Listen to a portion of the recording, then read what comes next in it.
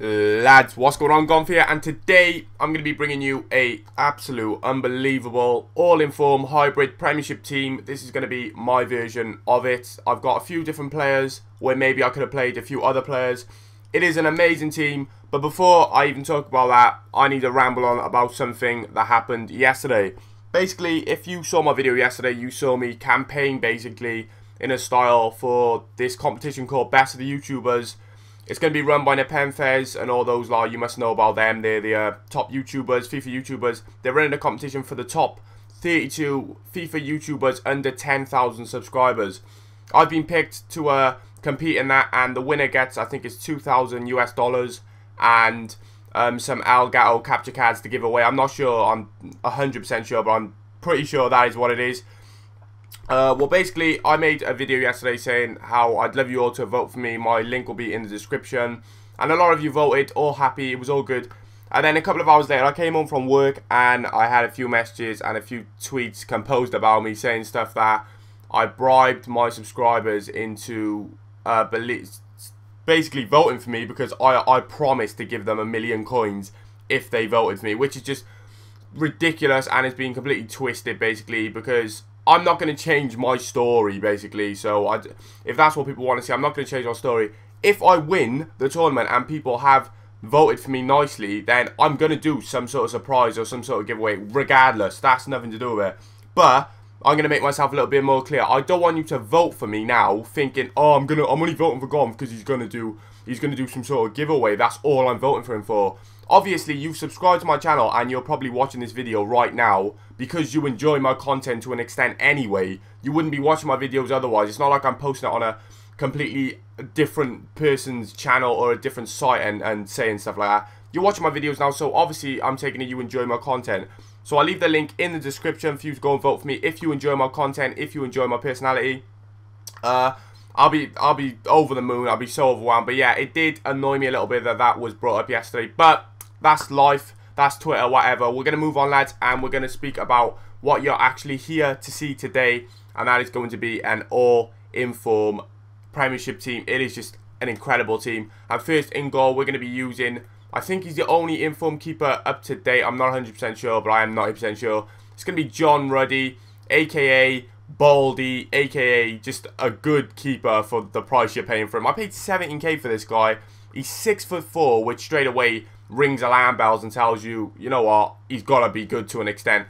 But he has a downfall, and that is his handling. He has one of the worst handling I've ever seen on a keeper ever. This guy couldn't catch, I don't even know what, he couldn't catch a falling house. That he just can't catch anything. He's absolute dreadful at catching, coming out for corners. But as a shot stopper and making the right decisions, this guy is he's pretty heroic for the price I paid for him, and I was more than pleased playing with him.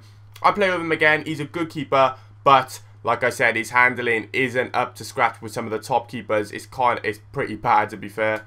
And that was his only downfall, really, because other than that, he was a very, very good keeper. Our first centre back then is going to be Koscielny, whatever you want to call him. Had him before, said the same thing before because he's such a boss. I love him. 75 pace, 84 defending, and 82 heading. Straight away tells you he ain't here to fuck about. This guy is here to do the business. He's a really, really solid centre back. He's one of my favourite centre backs I've actually played with because he just does the job. He's just a perfect centre back. He's really fun to play with, and he doesn't make silly, stupid tackles and dive in. And you know those ones who just run up the pitch and but over the top balls come and you just being left completely exposed. He will stay in position for you and do what's needed. And for the cheek, he's even got a 70 pass as well. So there we go. That's if you need to pass it up from defence, he can happily do that. Next one then, we're going to have the new inform Kompany, Vincent Kompany. Look at those stats: 86 rated, 75 pace, 87 defending, 81 heading, 75 pass, 73 dribbling. Certainly up there with one of the best defenders on this game. If not, in some people's opinions, they might say the best centre back on the game. He's 6'4". He's got like 90 something strength. He is ridiculous. He's got aggression. He's got he doesn't miss a standing tackle. His marking, you can't get away from him. He's just incredible. He scores headers. He wins every header. Like I said, he's strong as. He's such a complete defender. Anyone who plays with him will love him. Trust me. I could notice differences from his normal Kompany and his. You could definitely see the differences. This one just seemed like I'm pretty sure he's up there with maybe the best centre-back on the game. He's that good. He's top 2, maybe top 3. He was just incredible, and I can only recommend going and getting him if you ever get the coins. It's hefty. He's 325k, but oh my goodness, he is amazing. Right back then, we're going to be using Branislav Ivanovic. Yep, said his name right. Happy days. This guy is 72 pace, and he's a right back.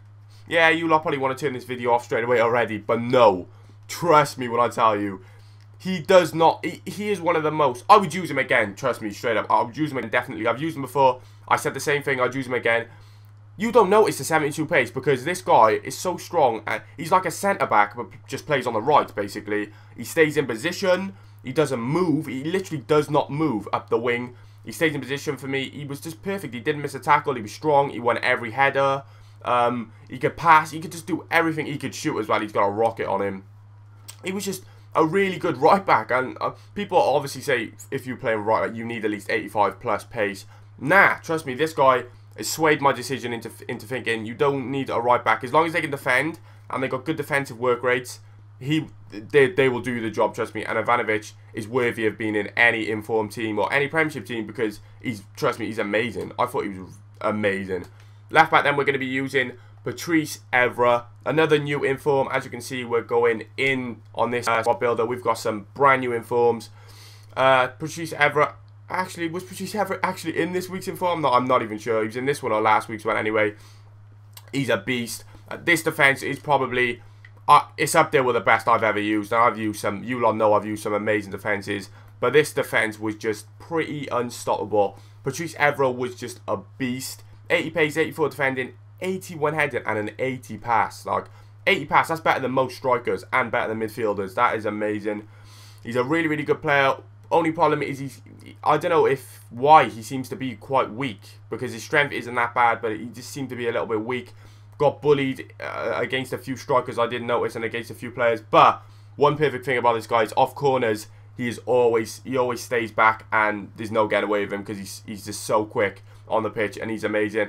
And he's another one who plays like another centre back because he's got good defensive work rates, and he gets back and does the job, and that's why I love playing with defenders who do that. And like I said, what a solid back four that was, honestly, lads. Definitely highly recommended. But our first midfielder of this team today is going to be Marouane Fellaini, or Marouane Fellaini is one of them. 3-star skills, 3-star weak foot, 90, I think it's 89 or 90 strength, and 82 pass, 85 heading, 82 defending. I've said it before, I'm going to say it again. He's better. He's like a better version of Yaya Toure, in my opinion. That's my opinion, of course. He's 6'4", he doesn't miss a header, he's strong as anything, he gets stuck in, he makes bursting runs up the pitch, and just he will score goals for you as well. I played with his 83, I've played with his 82, there's no difference, trust me. I didn't notice any difference at all. The only difference was a hefty price tag of like 100 odd K. Play with his 82, I'm sure a lot more of you can afford a 53k player other than a 170k player, however much his 83 version is. But a solid CDM, you can play him centre mid probably, and he's got a rocket of a shot as well. So don't believe that 69 shot. That's probably just for his finishing and stuff, because his long shots, he's got a rocket. Our left mid then is going to be a brand new inform once again. Not sure if he was this week or last week. I'm sure he was this week though. It's going to be Jose Enrique. He's actually playing left mid because Liverpool played 3 defenders and Jose Enrique played on as a left wing back, or must have been a left mid, I'm not sure. But my review on this guy would be that he's good to an extent, but I think he'd be a lot better if he was a left wing back, to be fair, because he's so defensive. Because he's got a defensive brain, and FIFA know he was obviously a left back before. He plays like a left back, if you get what I mean. Like the 81 defending, the work rates, the 74 heading. He just seems to get back a lot more than he does get forward. But he cropped up for me and seemed to be in the right positions at the right times, important times. And he's got a hell of a cross as well, because he's obviously got that 80 pass. He can cross the ball and he can spread the ball across the pitch, which is great to have on a left mid. There's not many left wings, right wings players who can pass the ball. A lot of them got really bad passing, but Enrique makes up for that. Right mid then we're going to be using Pablo Hernandez. I'm getting confused. I'm not sure if these guys were actually this week's inform or last week's. I'm not sure, but he's definitely another new inform. And it was kind of a disappointment for me, to be fair. I didn't really use him to his full potential, I don't think. I didn't get to use those 4-star skills. He was weak. He didn't seem 84 pace. I didn't get him involved. He didn't really, when he came in front of goal, I didn't see him do anything special. The only thing I did notice was he keeps the ball very close to his feet because he's got good dribbling. But other than that, didn't really get him involved, and I can't really speak about him too much. But our centre attacking mid is going to be another shock to you lot. Yeah, you may have been expecting Santi Cazorla in form, but I'm not going to pay 320k for that guy when I could go out and get Dimitar Berbatov. I've done this just for a bit of a, what's the word I'm looking for? Sort of a challenge to see if he would work. And trust me, when I tell you, did it work, did it not work? It worked. This guy can play centre attacking mid for fun. He doesn't miss a pass. So there we go. I'm going to be straight up. He doesn't miss a pass. His shot, when he hits the ball, it dips like mad. If any of you have used his normal cards, you might be able to relate to what I'm on about. But when he shoots, he seems to dip the ball in a strange sort of way. He doesn't really miss headers because he's so tall, and he's got 80 head and a good jumping, and he's got 83 dribbling. Only thing that you may say once again lets him down is his 69 pace. But if you will remember, I used Ronaldinho, who had 65 or something stupid pace like that, and in my opinion, he's the best centre attacking mid on the game, Ronaldinho. So Berbatov, don't be put off by that 69 pace. He worked. He cropped up with the goals for me as well, and he can pluck a pass, a dream. So he definitely worked perfect there. His work rates are good as well. Up front though, we're going to be using Javier Hernandez and Welbeck, and trust me, you could definitely feel the chemistry between these two because they're both Man United, both same league, both same team. You could definitely feel the chemistry. It felt amazing. These two were just beasts together. They were just incredible. Hernandez was one of the best in-form strikers I've ever used. He can tear any defender a new asshole. He just rips up defenses. His naughty pace is just amazing. His shot, you wait till you see some of the goals I scored at the end of him. He's got an absolute screamer of a right foot.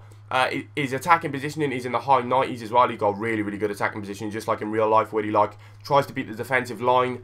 And when he gets in front of the defenders, there's no catching this guy. He is an absolute, he's gone. He is gone, trust me. And he can score headers as well, because just like in real life, when he's got that good head in, he seems to get up, and his jumping is really, really good. So, an amazing player, Hernandez, and I really did enjoy using him. And he's going to be partnered with Danny Welbeck, a very underrated in form, to be honest. I mean, I paid 45k for him, I suppose. That may be kind of, some of you might say that's overpriced. But he's a very, very underrated in form, in my opinion. 86 pace, 80 dribbling, 79 shot. Mate, straight away you might be thinking, I could get loads of players for cheaper who's better than that. But Danny Welbeck has a really, really good. He's clinical in front of goal. He's got a good pace. He's got decent strength. He's got good balance. Obviously his agility and stuff's not too good, but he can get up for headers. He's 6'1" as well, so you know he just gets involved a lot. And in my opinion, I enjoyed using him, and I would definitely use him again along with Hernandez, because the partnership was just amazing. And another thing I just want to say is you can definitely feel the chemistry boost sort of thing with two informed strikers. You can definitely feel it, and with just an all-informed sort of team that's in the same league, who plays like they all play in the same league, you can definitely feel it. Like I've played with other informed teams that were in different leagues, and they were all just muddled up, and there was red lines, reds, dead links and stuff, and it didn't feel as complete as this team. It was really fun to play with. It won me goals. The defense was solid, the midfield was good, and the attack was absolute devastating. So lads, I just want to say thanks for watching, and once again I just want to say a little bit about the beginning. I'll leave the link in the description if you want to go and vote for me on Best of the YouTubers. Just remember to vote if you enjoy my personality and my videos, because that will mean the world to me if you go and vote for me. And I'll leave you with some goals, and I'll speak to you next time. Peace. Keeping the heat on, even though summer's coming down. I would sail across the east sea just to see you on the far side.